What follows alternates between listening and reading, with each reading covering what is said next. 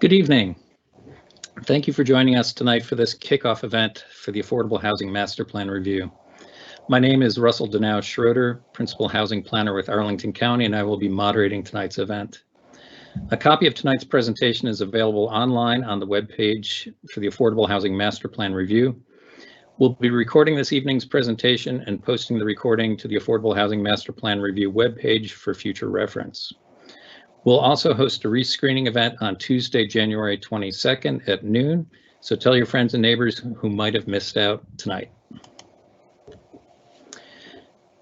The focus of tonight's program is the updated housing needs analysis. We anticipate this event to run approximately 90 minutes. In 2020, Arlington commissioned the Fuller Institute at George Mason University to update the housing needs analysis with the most current data available as an input to the Affordable Housing Master Plan Review. Our agenda tonight starts with a brief overview of the Affordable Housing Master Plan Review process, but the bulk of this evening will focus on the findings of the housing needs analysis.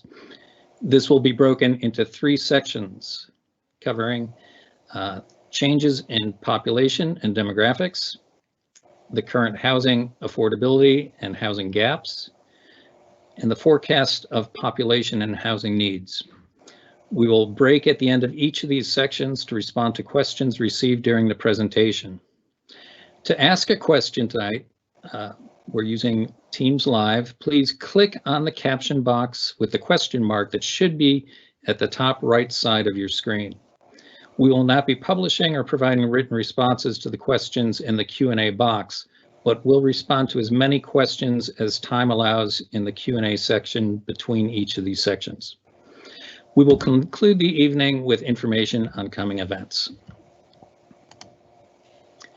So before we launch into the needs analysis, let's review the process established for the Affordable Housing Master Plan Review. 2 reports that serve as inputs for this review have been completed and are currently available online. The updated needs analysis, which we'll cover tonight, and the 5-year report. Tonight we'll be reviewing the findings of the needs analysis report, and next week we have a similar event that will review the 5-year report. Next month we will launch an online forum for collecting feedback on both the needs analysis and progress towards achieving the Affordable Housing Master Plan goals, objectives, and policies.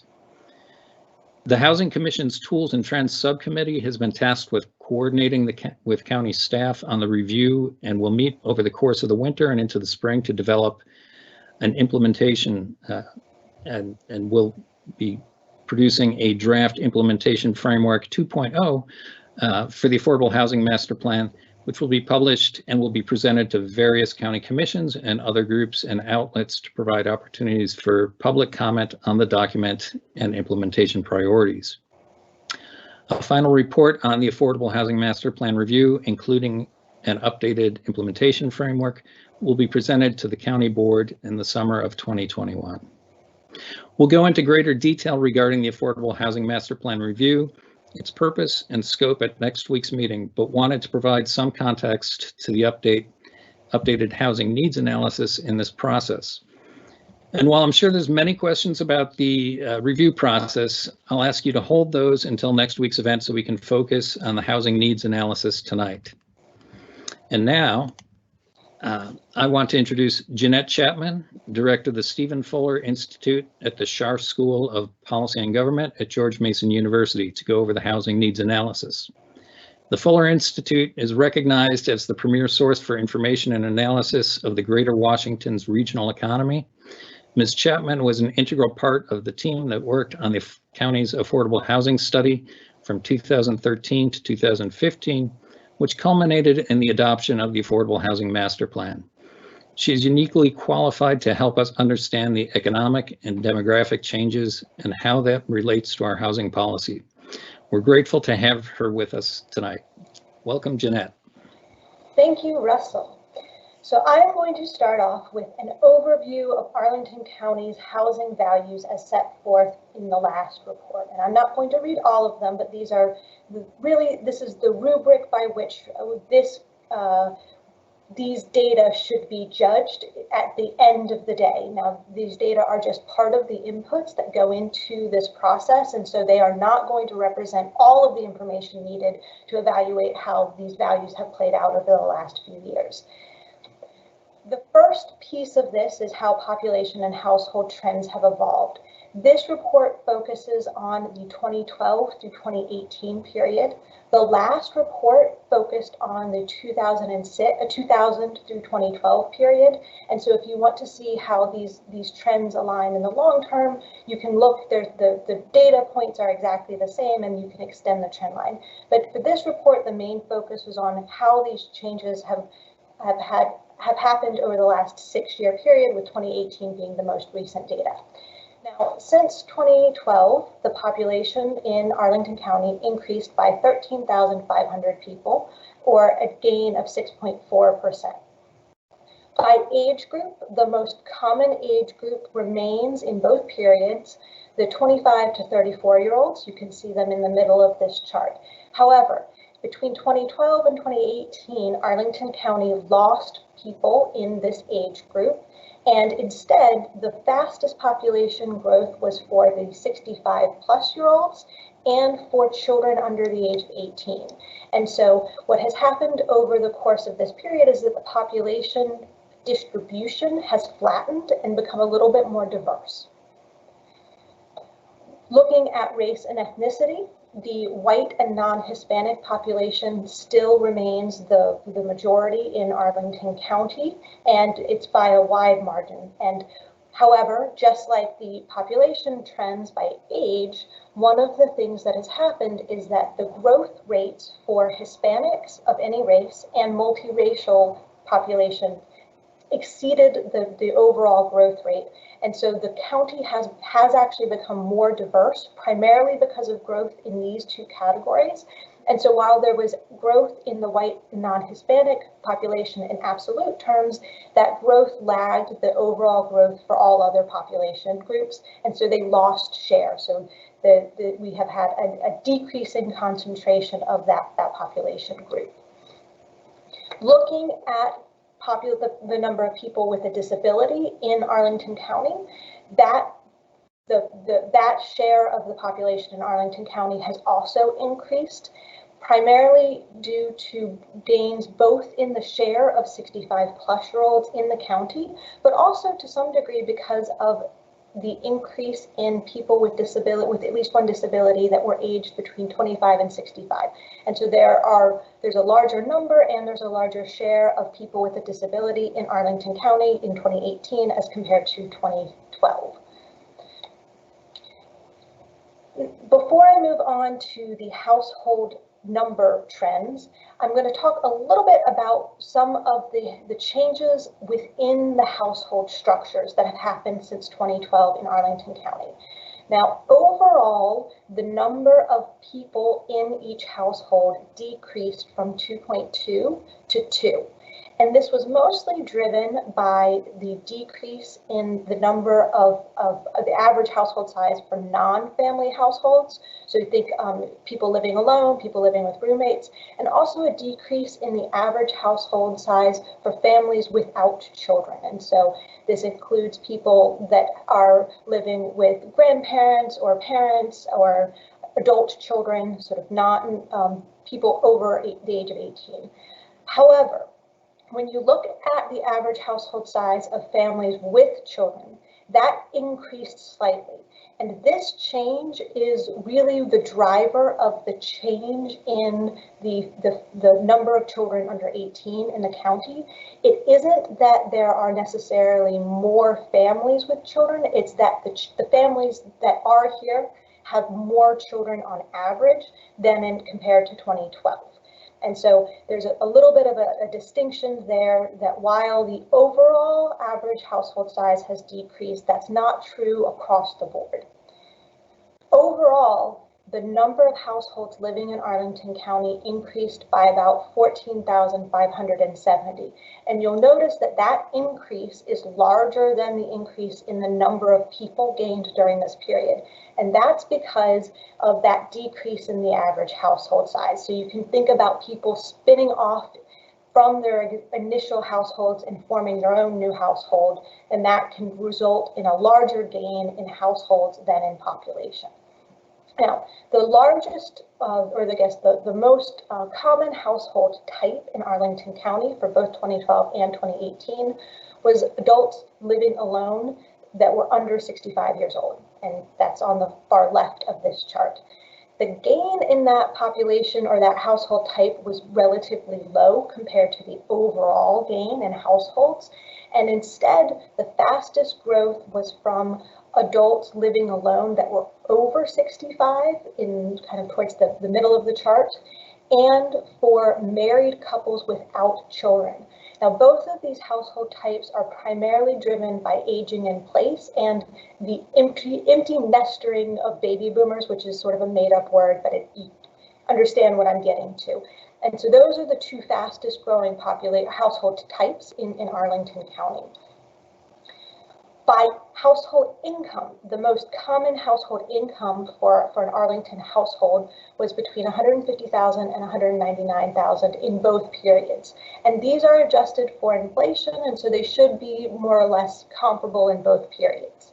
And rather than focusing on the absolute numbers here, I'm going to flip to the percent changes.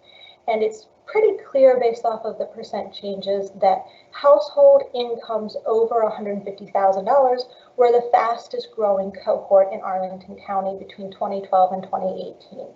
And that the number of households, primarily the number of households earning between $15,000 and $149,000 were either had absolute decreases or had slower than average increases. And so there actually was less income diversity in Arlington County in 2018 as compared to 2012. So just to recap, and then we'll move on to questions. For population, the main takeaways is that there's slightly more age diversity driven by the fast growth in the 65 plus and children. For on racial and ethnic lines, there's also more diversity there, driven by fast growth in Hispanic and multiracial residents. Multiracial residents typically are children, both in Arlington County and nationally, just for some extra information there. On the household side, the fastest growth was from 65 pluses living alone and married couples without children. And there was slow growth in married couples with children and slightly faster growth with single unmarried parents. But in general, the average number of children per household increased for families. And so that's the driver of the increase in children. And then lastly, there's less income diversity as the growth since 2012 was primarily driven by households earning more than $150,000. And so I'm going to check in with Russell and see if there are questions. Thanks, Jeanette. That's all really fascinating. I'm struck a little bit by the growth in single-person households over age 65 and the married households without kids. What do those two things perhaps suggest about housing policies or how the county should be planning for housing in the future? The underlying trend there is demographic. The county and the nation have a very large cohort of baby boomers who are all aging into that 65 plus, sort of more than half of them are in that age group right now. And what appears to be happening is, compared to prior generations, older adults are healthier, they're living independently for longer, and they're capable of living alone for longer.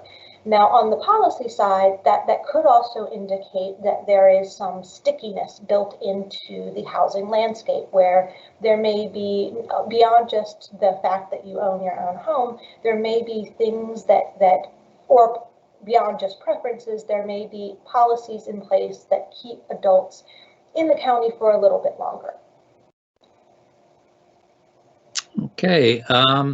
We have another question, but it regards housing costs, and I think that might be better suited for the next section. So not seeing any questions related to this first part of your analysis. So I suggest that we move on to the rest.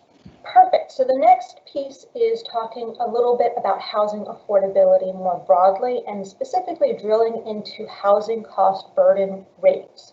So The guideline is that less than 30% of household income should be spent on rent, or the household is considered housing cost burden.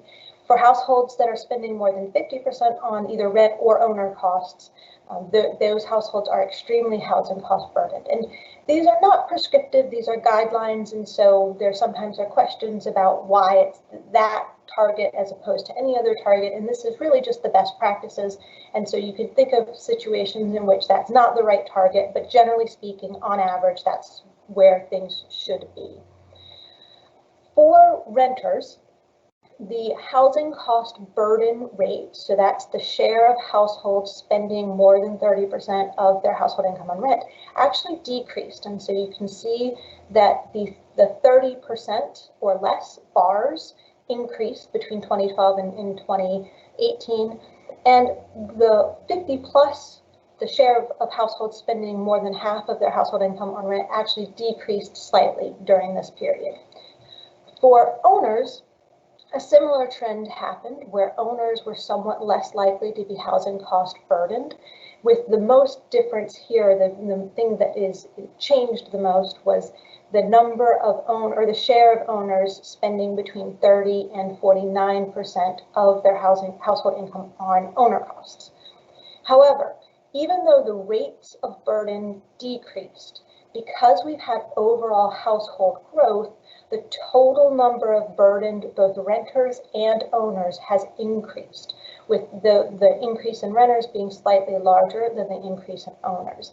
And so even though the housing cost burden rates are important, it's also important to look at just the sheer need on an absolute household side. And so things have improved somewhat compared to 2012 based off of a share, but there are still more households that are housing cost burden in 2018 compared to 2012.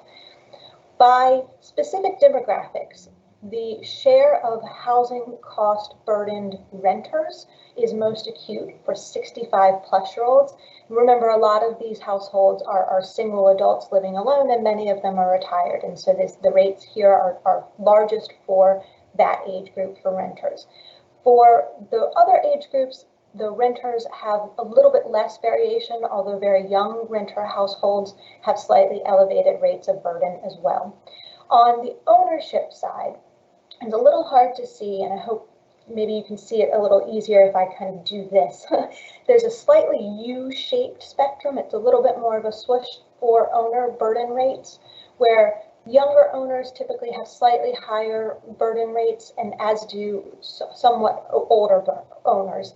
And that the 35 to 54-year-olds, that's a large cohort here, have the lowest rates of burden for owners. And you can think about that as these are typically working households in the prime of their working life. And moving on to race and ethnicity, for both owners and renters, Black or African American and non-Hispanic households were more likely to be housing cost burden than other demographics. The second largest rates of burden are for Hispanic renters and Hispanic owners of any sort of compared to other demographics. I will point out that the white and non-Hispanic rates of burden are the lowest by and large, with the number of multiracial and Asian and Pacific Islander households that tends to be a little bit smaller. And so when you look at these numbers, there's probably a little bit more variation based off of survey error. Unsurprisingly, households that are led by someone with a disability have higher rates of housing cost burdens, both for renters and for owners, compared to those without a disability. And then lastly, by household type, again, adults living alone that are over 65 have very large renter burden rates. For renters, the second largest burden rates are for single parents. For owners, those living alone and are older than 65 have the largest rates of burden, followed by people living alone that are under 65. Now this is for owners, and so there's probably only at most one income in that household to look at, and so that sort of partly explains that. And then Lastly, for owners, the third highest rates of burdens, again, are for single parents. So generally, those categories tend to have a harder time making ends meet in the county compared to other types of households. Unsurprisingly, the rates of burden correspond with income fairly well. And so for renters, if a renter is earning less than around $60,000 or $70,000, you are very likely to be housing cost burdened.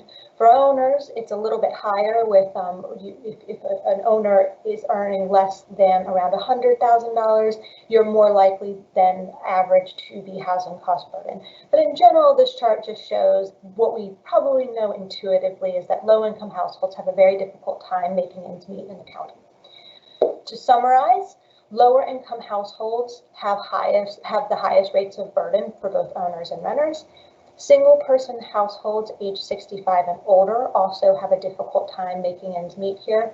Housing cost burdens for households with a disability, single parent households, Black or African American households, and Hispanic households are also likely to be housing cost burdened. Now, I'm going to move to the next section briefly before we take questions on that piece and look at the housing costs and housing gaps in 2018. But before we can really, so housing costs, we typically look at either the average or the median, which is sort of the middle of that distribution chart.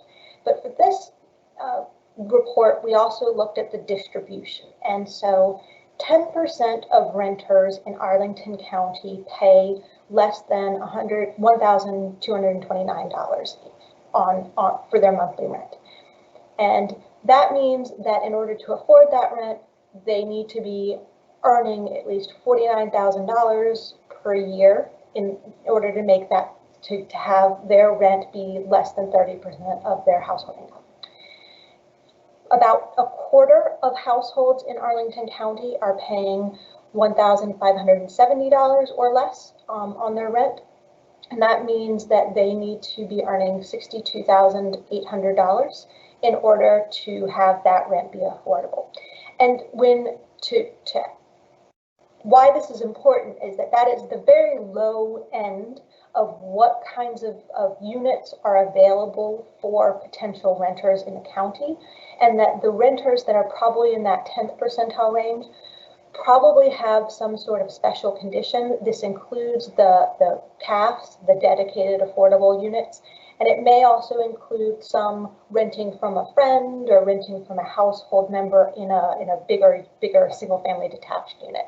So in general, when thinking about who can afford to live in the county, this is the absolute minimum that is the bare threshold for renters. For owners, owner costs are very different if you have a mortgage compared to owners that do not have a mortgage. And so I've split this into two charts.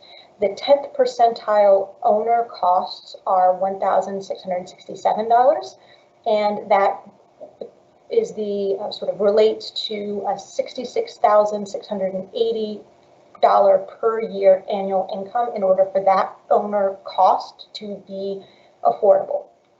Similarly, the 25th percentile more or less needs to be making around $91,000 per year. And so those are what I think of as kind of the basic entry points in order for ownership in the county. If you aren't making at least that much, it's very unlikely that you will be able to afford a home.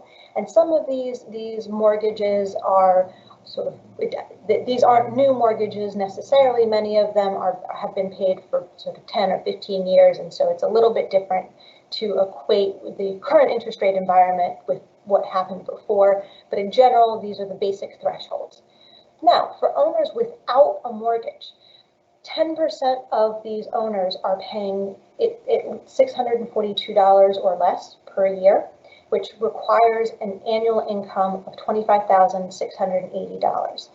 These are the maintenance costs, the taxes, and the utilities, some of the basic utilities that are required in order to just maintain be able to live in that home.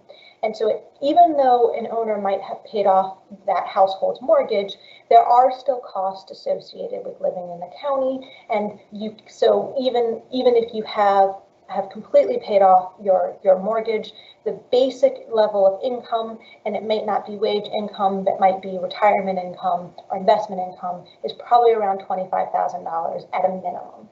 And so just to think about on the, I have these charts have the upper end as well, but since this is an affordable housing plan, this is mostly focused on the lower end. That's why I focused on that. Now, moving on to a more holistic view of the housing supply and gaps, we have to talk about the area median income, which is really just an easy way to shorthand two dimensions. It's household income and household size. And the area median income percentage is meant to relate that household to kind of the typical household in the area. And so in Arlington County, the area median income is $117,000, give or take, for a family of 4. And an extremely low income bracket is 0 to 30% of the area median income, or AMI. For a family of 4, that's $35,000 and $35,650, and means about an $890 per month housing cost. And so you can see how this chart kind of tracks out. So I won't read it all, but generally speaking, households earning between 0 and 30% of area median income are considered extremely low income. Very low to low income are 30 to 60% of AMI. Moderate income earners are 60 to 80% of AMI, and middle income is generally between 80 and 120% of AMI. And just to show you what this means, and I apologize, I realize these AMI groups are slightly different than the brackets before, but just so that you can see what kind of jobs how these jobs in Washington Region and Arlington County relate to AMI groups. If you are a cashier, a retail salesperson, or a fast food cook, and earning the typical wage in that occupation and living alone, you are very likely to be in that under 30% of AMI bracket. And that's just based off of the prevailing wage rate and the typical number of hours that get worked. As you go up this chain, I'll skip to what we think of as the middle income, the 80 to 120% of AMI. There may be some surprising categories for some people, like registered nurses and computer programmers, where they make really the median wage and as related to this AMI back bracket, but often still have difficulty affording housing just based off of the supply and available in the region. Moving on to the full-fledged distribution of renters in Arlington County based off of the size and the median income. And I'm not sure you can see my pointer here, but on sort of moving back towards the chart, you can see the number of people in the household, where moving left to right, you can see the AMI bracket that they are in. And unsurprisingly, the preponderance of renters are 1 or 2 people households, and they tend to be making more than 120% of AMI. And this is a large group that's all been grouped together, and the rest of these households tend to get sliced out a little bit more. Now, what we can do is look at the supply of units that are available just based off of their rent and the number of bedrooms, and do this same distribution. And what it shows is that the distribution is a little bit different, and in general, there are relatively few units available at less than 50% of AMI on the left-hand side of this chart, and there are also relatively few 4+ bedroom units compared to the number of renters in them. And I'm going to flip back and forth just so that you can see the differences between these two charts, that there are a relatively larger number of individuals or households in these household size and AMI groups than there are supply. And so those are really the problem spots.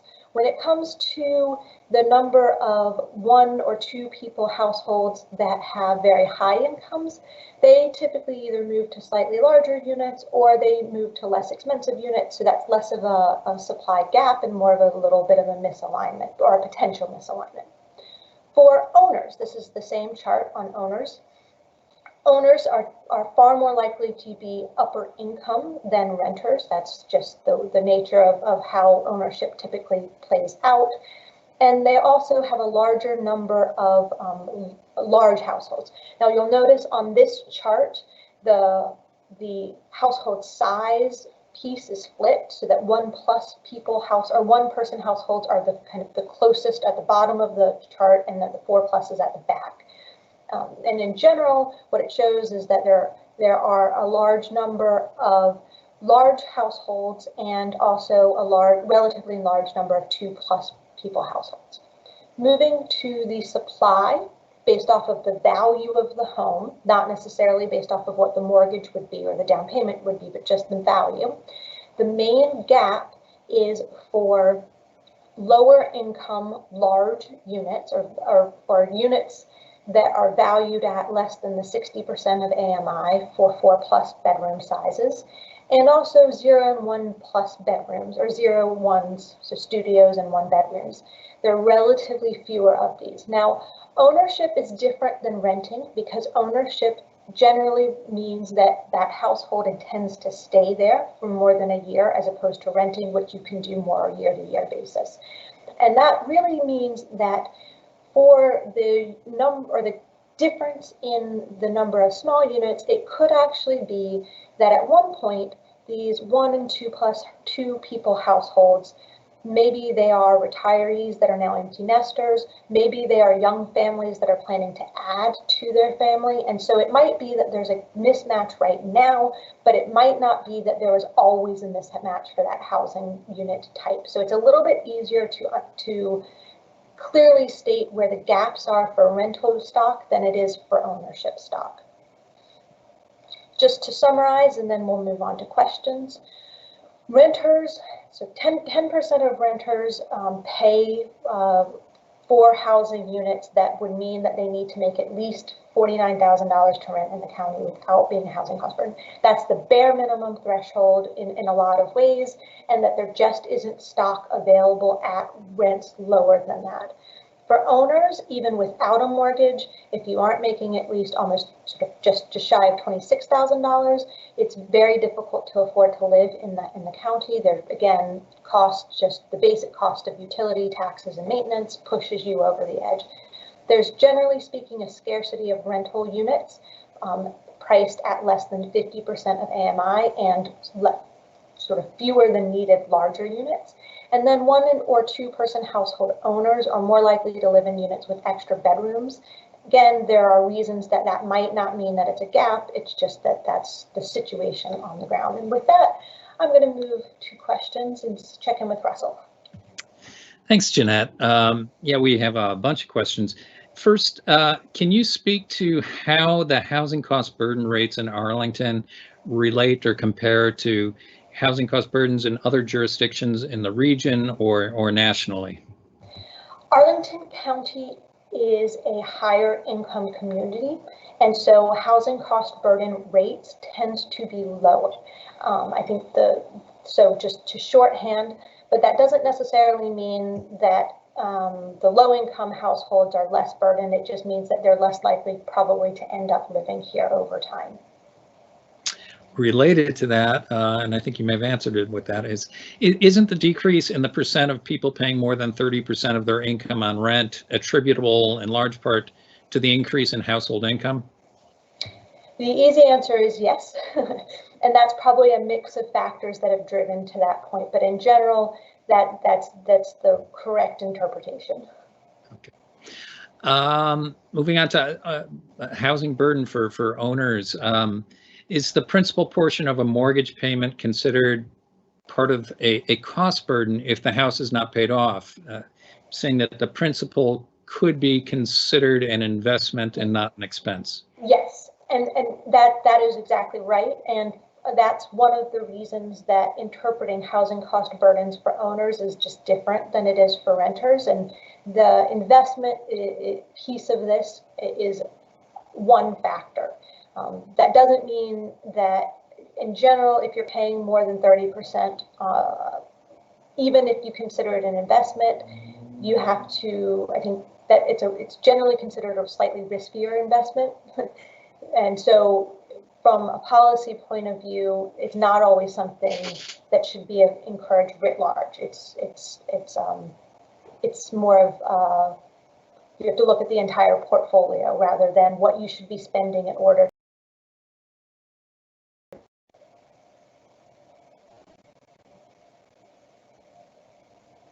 Okay, related again on the ownership side, how would or do lower mortgage interest rates impact housing cost burden? Generally speaking, they will decrease them if you refinance for existing owners. Oftentimes for new owners, the housing market kind of recalibrates housing costs, and oftentimes it doesn't, the price of the home might go up in response to a decreased interest rate. And so the net on that is usually, or can be, a wash. There's a lot of interesting research on that. It's not going to be true for every individual household, but just because interest rates are going down does not mean that housing is going to automatically be more affordable, especially for new owners that are kind of trading up. Mm-hmm. Back to cost burden for households over 65. The single largest group was individuals over 65 being cost burdened. But there's a big difference between the cost burden rate for over 65 renters and over 65 owners. Can you explain why that might be? Renters are typically more likely to be lower income to begin with and probably have less by ways of investments and retirement income, just in general, because if ownership is typically the option of choice for higher income households, especially in their formative years. And so it's probably a more of a reflection of the net worth of those two categories. Okay. Do we know how much of the decrease in housing cost burden is due to people growing their income versus burden people leaving Arlington and being replaced by richer people? I know earlier you showed that the greatest growth was those households, upper income households, but do we know if those households were households that existed in Arlington before and just grew their income? The short answer is that public data sets don't have that degree of detail. They're not granular enough, and so we can't determine that without really person-specific data that just don't generally exist. And so to answer the question, we don't know. Great. Wish we did.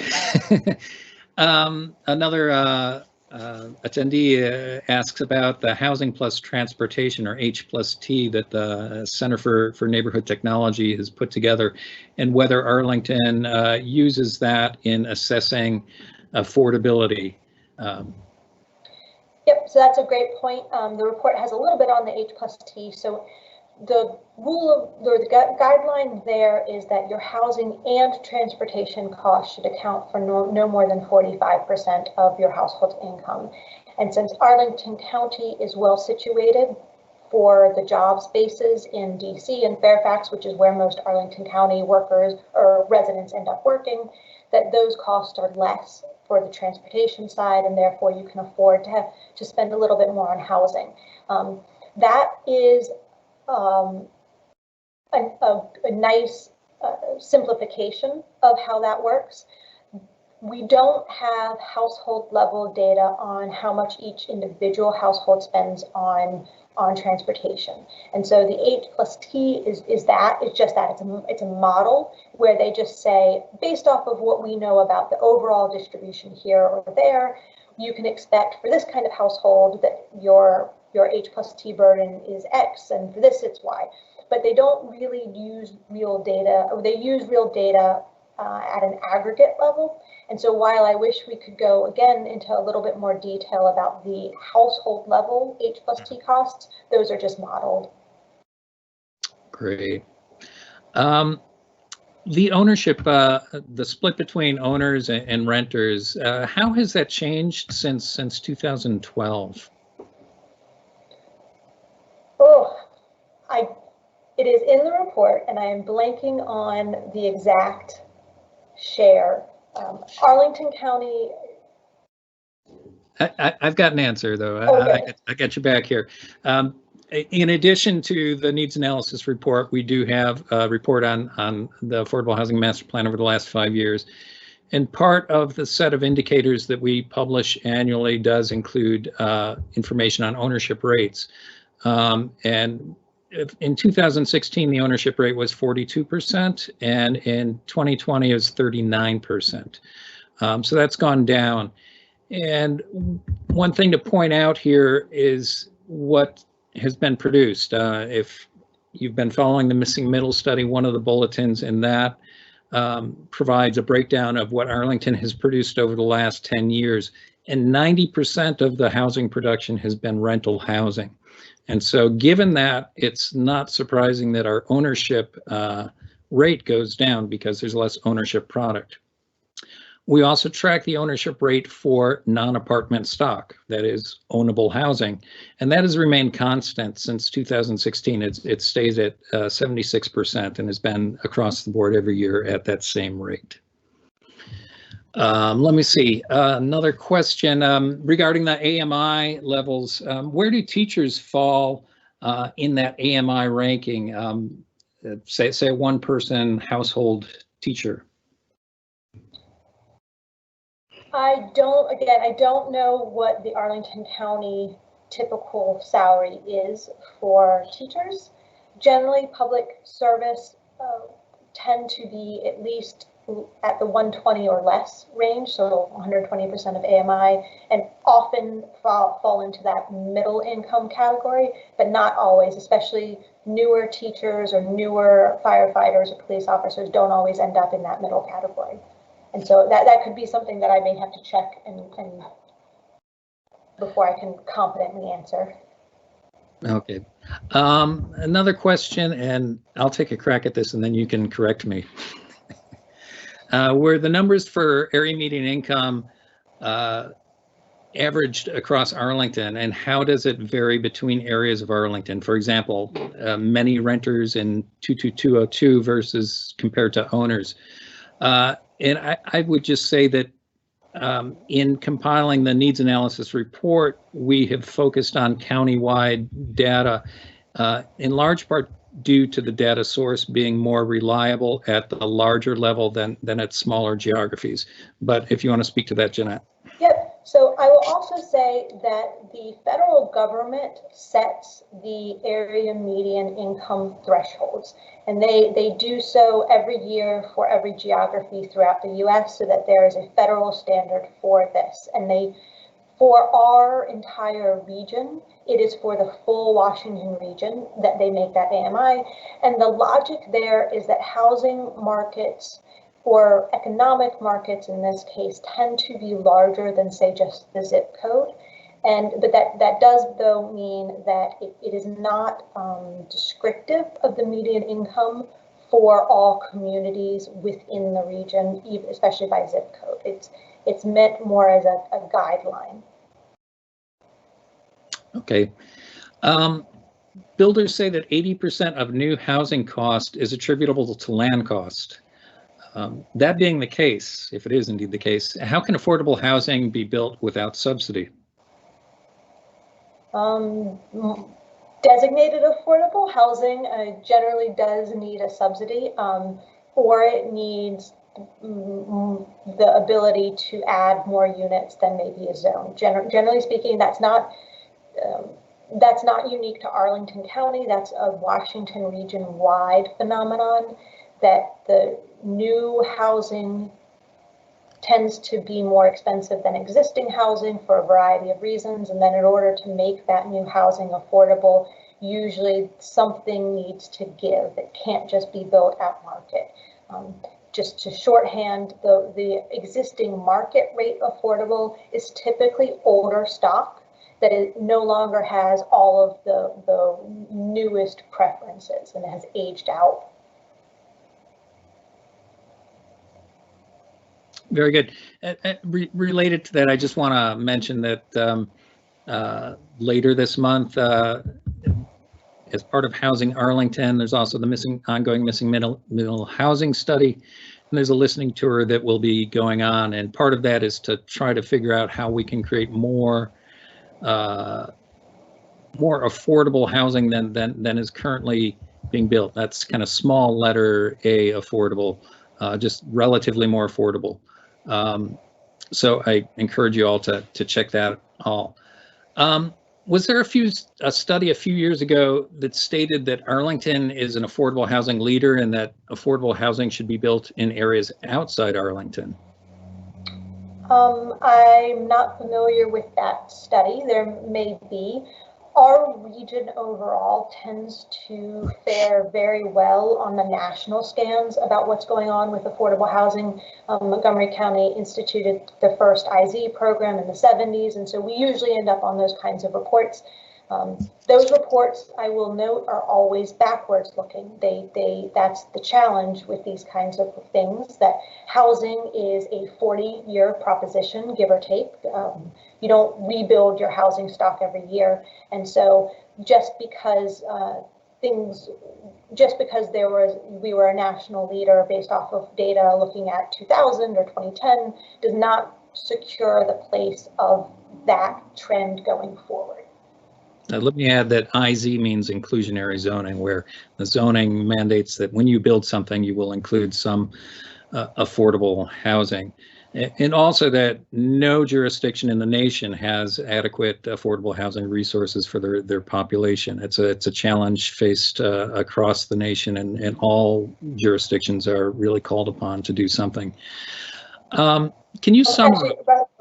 Just one more point is that some of the older reports also include some of the federal programs that really the dollars there are running out. And so even if you include the federal programs, then the picture is very different. And so we need to start thinking more about local actions rather than relying on federal dollars. So next question, sorry.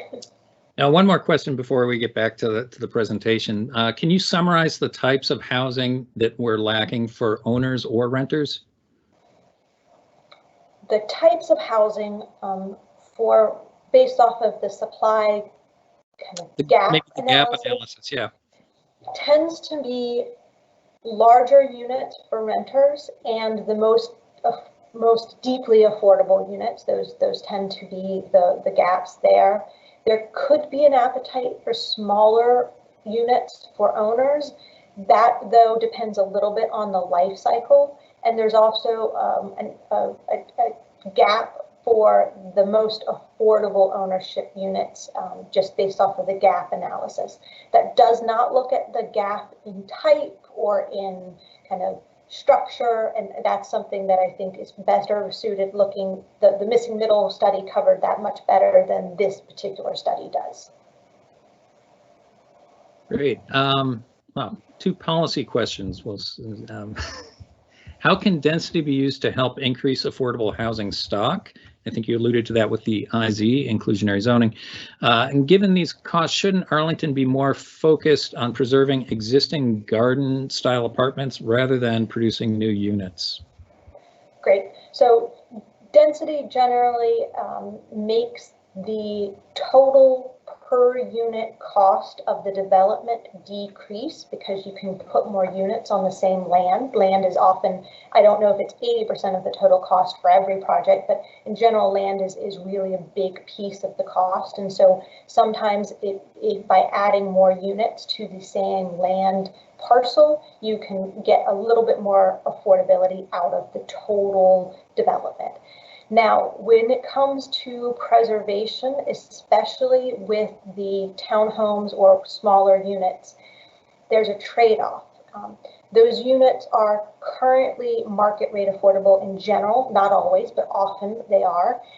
But in the long term, the question is, and I'm speaking broadly, not prescriptively. The study, just as a caveat, did not go into the policy side here, and that's for later stages of the process for Arlington County. So this is just the housing view on this, not necessarily Arlington County view. But there is a trade-off when it comes to preservation and supply in the long term. So what might make sense in the short term might change over time, especially if if there's a significant undersupply. Sometimes preserving lower density plots exacerbates that. Not always, but sometimes. All right. I said that was one last question, but there's another question. Do we track the increase or decrease of owners privately renting out their homes and how this impacts existing housing stock? I'm not sure if the question relates to short-term rentals such as Airbnb or just renting out their homes. But as I mentioned before, in the indicators, we do track by housing types what the ownership rate is. And so if, for example, for single-family detached homes, the ownership rate is 86%. While for townhomes, the rate is 77%. So I guess the short answer is we track that. That's not in the needs analysis report, but it's in the housing indicators. So looking forward to the third section of this, where we get our crystal ball out and talk about what the future looks like. Great. So segueing now to forecasting housing demand for Arlington County. This process or the method is the same as the last report. And so as a review, there are two major sources of demand that this study incorporates. The first is shorthand as the employment-driven demand. This includes both the growth from net new jobs, but also the growth from retirees. So the replacement demand is actually often an order of magnitude larger than the growth is in any given year. This is region-wide because Arlington County communities or Arlington County residents have jobs outside of the county more often than not. And so the region-wide picture is important in this forecast. And then what happens is that typical commuting patterns based off of the industry and the household type and the income are overlaid onto all of this particular demand. And you can think about these commuting types. Our transportation infrastructure is fairly rigid. It doesn't change much. We don't tend to add a whole lot of new options each year. And so these tend to be fairly stable over time. Now, the second piece of this is what I shorthand as this demographic driven demand. These are households that don't have workers in them. The majority of them are retirees, but there also include students and some types of self-employed. And the main source of these households are people that are already living in a county. We typically don't import, especially retirees. We're not Florida. That's not the typical pattern here. And if anything, we tend to lose retirees over time. But you can model that. These rates, again, are fairly stable. And so altogether, that's how this housing demand number comes together. The housing demand number starting in 2015 through 2045 is shown by that red line. This is just the raw results without any sort of any caps or any revisions to them. The blue line beneath that is what I shorthand again as supply.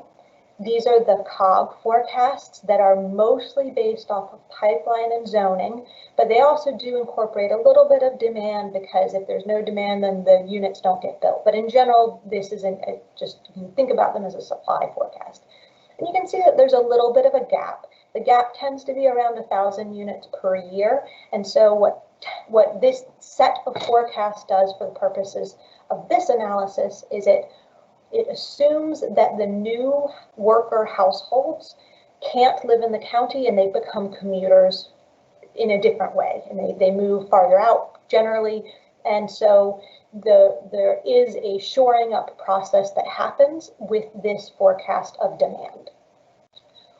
When thinking about the big changes through 2045, we've already talked a little bit about baby boomers. This is compared to 2015, but by 2045, baby boomers will all be older than 81 years old.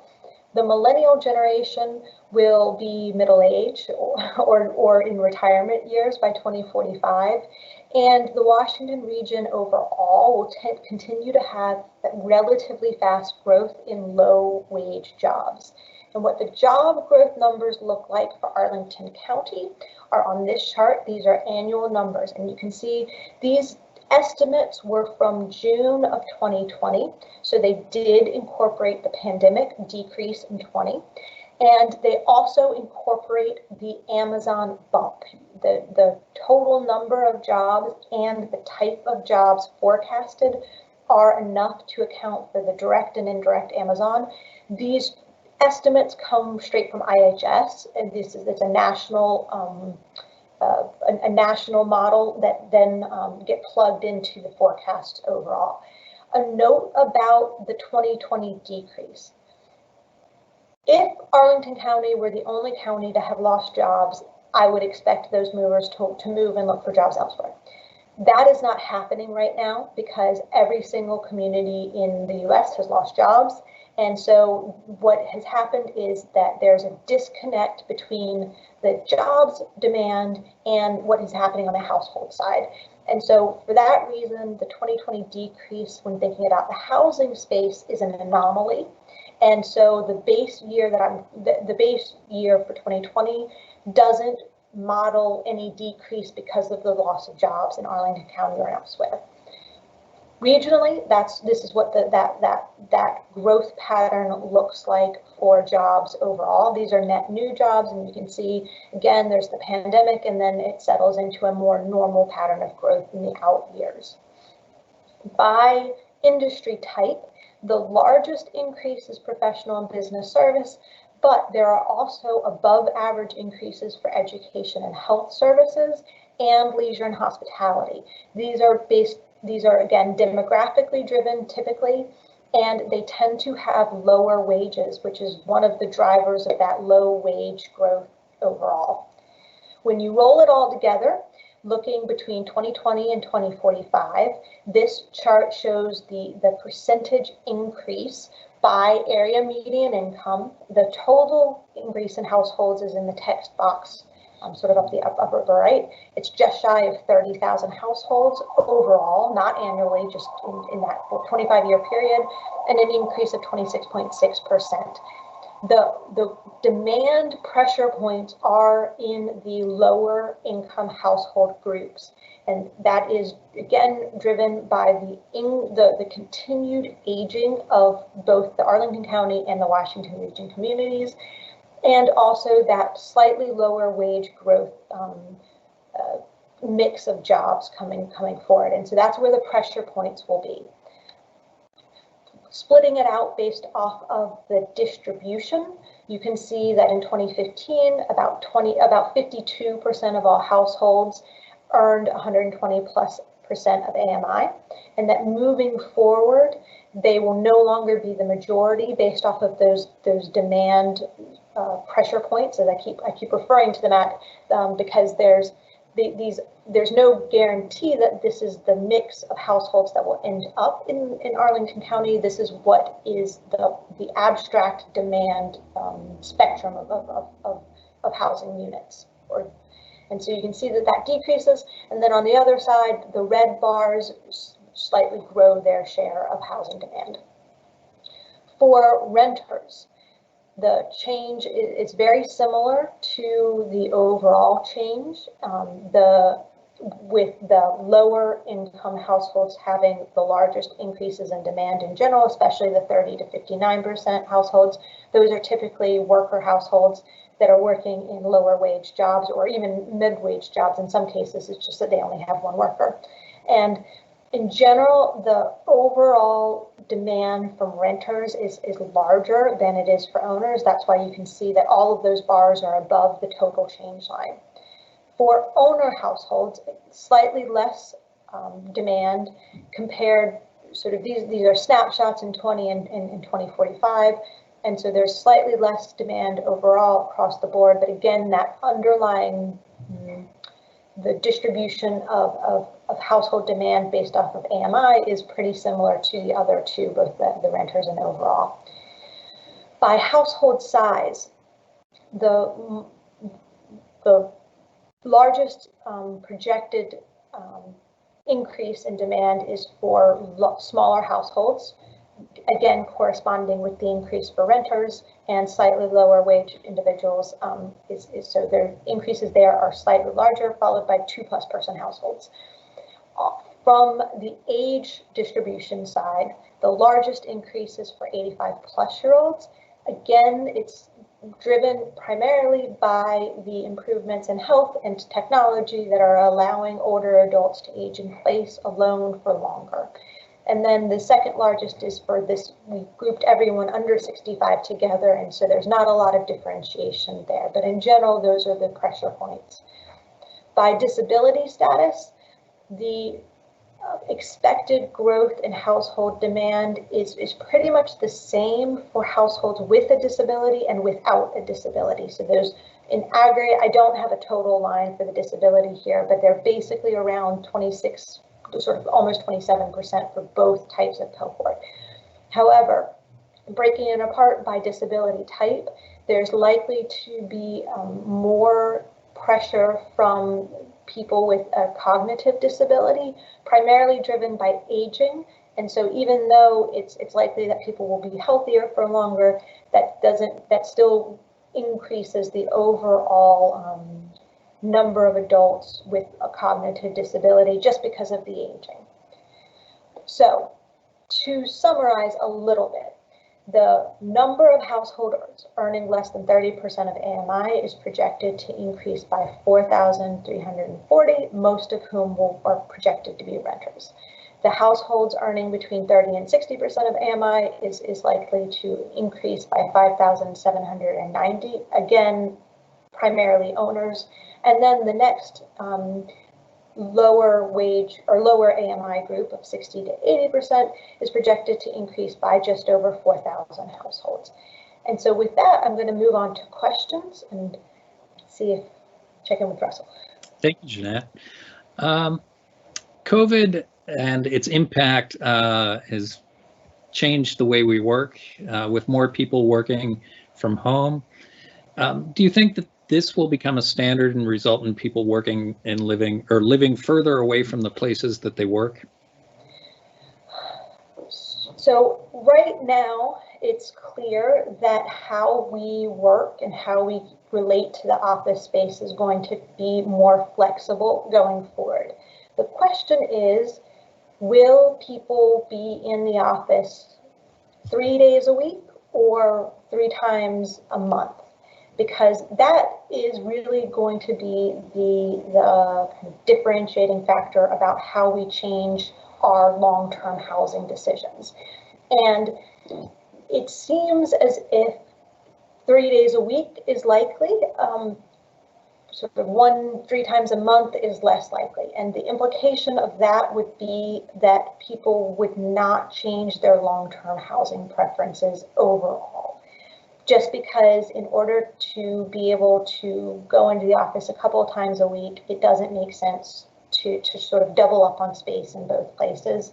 And it also means that it's harder to endure that commute, even if it's taking place during off-peak hours. Now, I want to remind everyone that my kind of line is that we would back in the early 2000s, there was an assumption that we would all be able to work from home and everyone would love it because of the internet. And not only did that not happen, the reverse happened, that large metros got even larger and got more concentrated in office space. When you think about what happened within the office, the footprint of office got denser, and that the knowledge spillovers and all of the things, the training and the personal connections that come with being in an office outweighed the benefits of working from home. I also think that there's somewhat of a narrative that everyone loves working from home and would do so forever. When you look at some of the surveys, that's not totally true. And I want to point in particular to younger workers that can't afford to get more space. And a lot of younger workers would prefer to go back into the office once the pandemic is over. So this is a very long answer. There are lots of different scenarios that you can think through, but as of right now, there isn't a consensus or a trend that would merit a long-term change in these housing forecasts. It's just too early. I think we would need another 5 years before we could make a true change to these housing forecasts. And we do these housing needs analysis periodically, so I'm sure we'll be revisiting this with new information down the line. Do we have data on how transportation changes affect housing demand in Arlington? For example, if there were better transportation options from Fairfax County into the district, would that reduce demand for housing in Arlington? There's not a ton of data on that specifically. I will point out that it's very interesting that a lot of people that live near transit options don't use them. Humans are kind of funny that we value the choice or having more choices, even if we don't ever take advantage of those. And so that's, I think that kind of mutes the overall effect of the transportation options. Although that means that if there are new transportation nodes, that could redistribute the demand. But the bottom line is that typically transportation redistributes existing demand, and that for a county, even as small as Arlington, that the net on that tends not to show up in the aggregated data. Great. Moving on to another question. The Affordable Housing Master Plan, based on the needs analysis at that time, had set a target of 17.7% of the rental housing or housing be rental housing affordable to households below 60% of the area median income.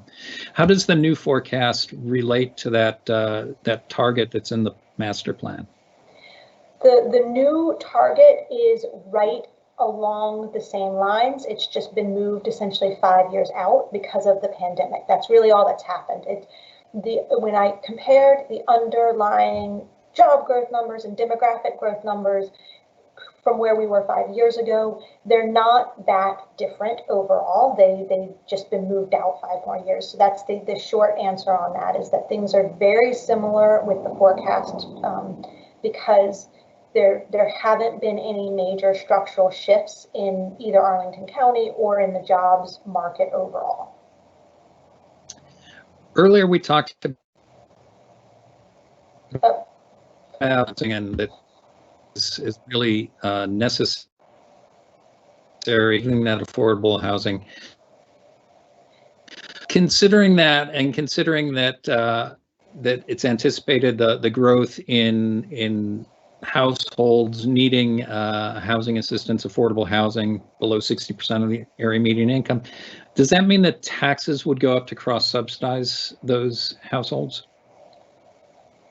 In order to accommodate those households, the likely answer is yes, unless the commercial side takes over for that burden. Because Arlington County is fortunate that it has the ability to rely very heavily on its commercial properties to kind of subsidize the social and residential based either investments or programs, however you'd like to phrase that. So there are several other factors that could play out that way, but in general, communities that are aging and that have an increasing share of lower income households typically have higher cost burden rates for the taxes for higher income households. Just in general, that doesn't mean that that's the prescriptive policy for Arlington County. The income group that grew the fastest over the last 10 years was the high income households, over 100% AMI. But the forecast has lower income AMI groups growing faster. What's driving that change?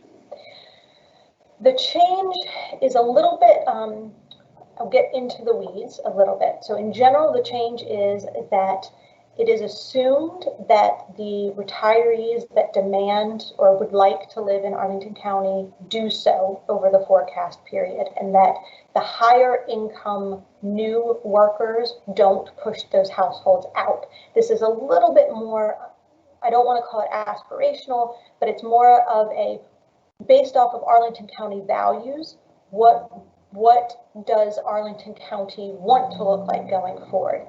A very real case is that that does not happen, and that instead new higher wage workers change that distribution. So, but to answer the real question, the main driver is lower wage job growth and the aging in place of retirees.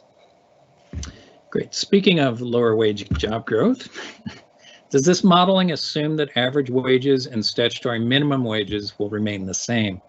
And does it take into account changes in minimum wages foreseen for Virginia, the District of Columbia, Maryland over the past 5 years?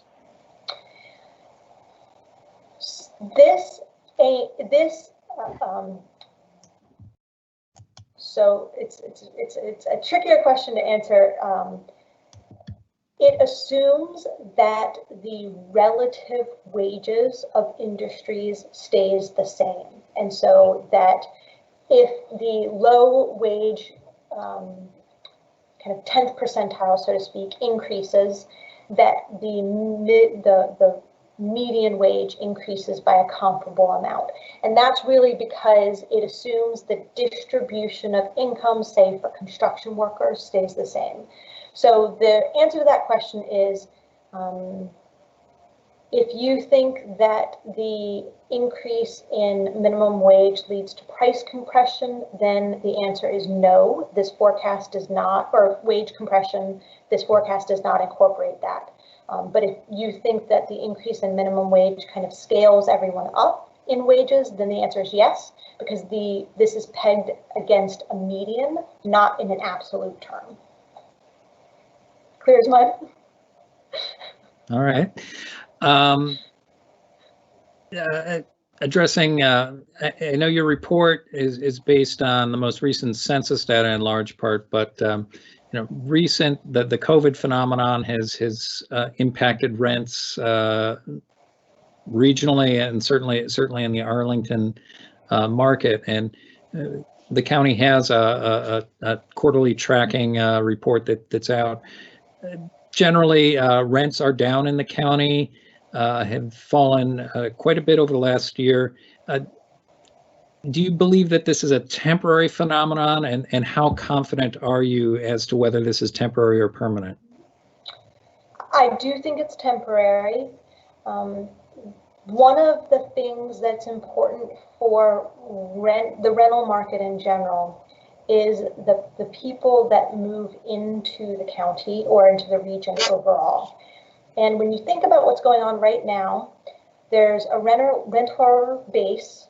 There's always turnover in rental units. There's actually a lot of turnover in some of the rental units, and that there's been probably some outflows from those units that are a little bit probably less than normal, to be honest, but that are still happening. But on the other end of that, it's those renters are probably moving in with the other households, so they're not moving into new units, and there's no inflow. So if you think about every single summer, we get an influx of college grads that are moving to work. That did not happen this year. That's incredibly important for the rental market in general, and it's every sign that I can think of would be that young adults still like to live in cities. They still like to live in places with lots of amenities and where they can go out with friends, et cetera, et cetera. And so that after the pandemic, we will get another influx of those college grads, and that will even out the rental market overall. And so some of the dynamics in the rental market are because of the inability or the lack of need to move in this environment right now. And that's when people start moving again, the rents will tick back up. That's my two cents, and I'm fairly confident in that. I share your assessment. Regarding the potential for conversions from commercial uses to residential uses, if that were to happen at scale, how would those affect your projections?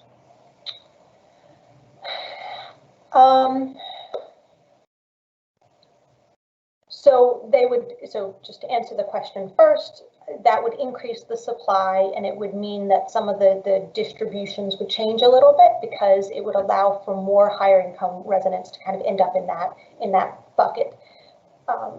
As to the viability of conversions, that's been a topic of research for easily upwards of 10 years now. It doesn't always work. The economics there are very difficult to make work.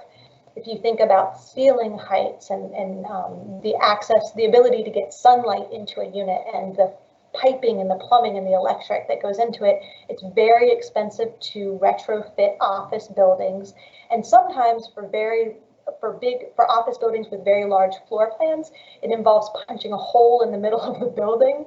And oftentimes the costs just don't make sense unless you have like a flat iron, the triangle kind of buildings. So this has been something that our region has been studying and trying to get a handle on for several years.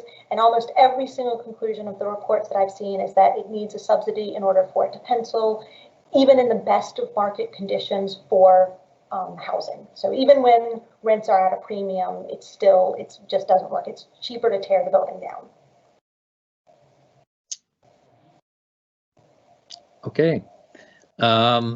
What is the projected 60% and 80% area median income for 2040? So to the minimum wage question, I do not project the dollar amounts. So the way to think about it is that I assume that the industry and household income distributions are consistent over time. So just like adjusting for inflation, I'm kind of adjusting for those ratios overall. And I don't know if that answer really makes sense, unfortunately. Yeah, I think so. I think what the person, there was a follow-up here that they were really interested in, like, if we don't know the number, what that is, how can we know they're going to be at that area median income? But I think it's because it's relative to the industry and the type of job, is what you're saying? So the area median income is just that. It's designed to be the median income, and it doesn't matter if the median for that year moves up or down. The dollar amount can move up and down. That's actually happened in the past. Ours tends to move up, but other places outside of our region, the median income does decrease. That doesn't change these 30% of the AMI of the median is still that 30%. And so it's pegged at that distribution from your stats class, where this is the median right in the middle, and it can move up or down, but that the segments along that distribution are sort of set relative to the median. All right. Getting to kind of back to that when we talk about the housing market, but there's really kind of two housing markets. You have the rental side and the owner side. And somebody would like us to explain how or why the home ownership market right now in Arlington is so strong, and the prices for single family homes and townhouses are continuing to increase, while rental prices in the last year have decreased substantially. The difference is time frame. Ownership is not a one-year proposition. If you think about ownership, it's kind of maybe a 10-year proposition. Also, to the earlier point that ownership is also an investment, ownership typically is the easiest way to build net wealth in the US. So in the long term, housing prices tend to be thinking forward. They are not thinking about what's happening this month. Housing prices are kind of thinking in 5 years, what is this community going to look like? And since the pandemic is still broadly, and it should be considered a short-term disruption in everything that's going on, that in 2 or 3 or 4 years, the housing fundamentals don't change. Now, the rental market is usually a one-year market. Sometimes it's even month to month, depending on what kind of lease you're on. And so it reacts to short-term changes in the overall situation much more quickly than the ownership market does. That's sort of the shorthand answer. All right. Since apartment rental pricing is decreasing, does it make sense for someone on an affordable housing program, say on a committed affordable unit, to request that their monthly rent decrease on their current lease? That's such a household specific question that I think that you need several dimensions, because say if there have been very large job losses because of the pandemic, and so the household income might have gone to zero. For some households, that isn't the case. So I think I'm not sure I can answer that question without that. I don't know that there's an easy one size fits all answer there. Yeah, I would just jump in on that and note that, you know, if households are experiencing difficulties due to COVID, due to job loss, and they're in committed affordable housing, or if they're in market rate housing, to approach the county. The Department of Human Services has set up a pretty robust response, and we've helped thousands of persons meeting their rent obligations to keep people in housing. So, you know, if that's what's driving this question, please don't hesitate to reach out. And I will also say that a lot of the surveys on rents typically overrepresent high-end market rate units, and so they don't sufficiently capture things that aren't in those, like, that aren't being managed by big properties or property management companies. And so just because you might see a decrease in one study, that doesn't mean that everyone has had rents decrease by that amount. It's probably likely that that's not actually true, and that instead that decrease is for movers. That's an easier way to conceptualize that. It's not a decrease, you know, your landlord's not calling you and saying, we're going to lower your rent necessarily. You have to renegotiate. Back to the county's response for households experiencing difficulties due to COVID. There's a number that you can call. It's 703-228-1300. I'll repeat that, 703-228-1300.